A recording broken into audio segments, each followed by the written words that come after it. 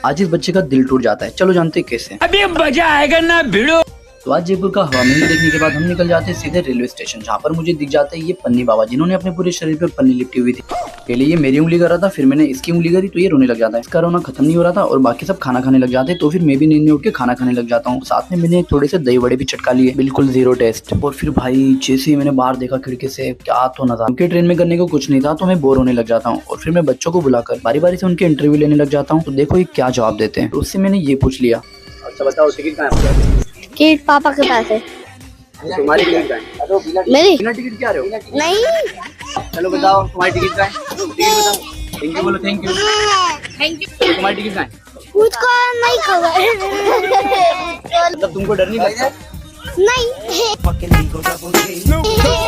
मजा आया। हाँ।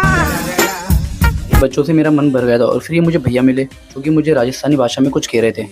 घणी खम्मा सा और सा की कर रही हो आप रो सफर आप पधारिया मैंने घणो चौको लागियो खम्मा घणी खम्मा और सा की कर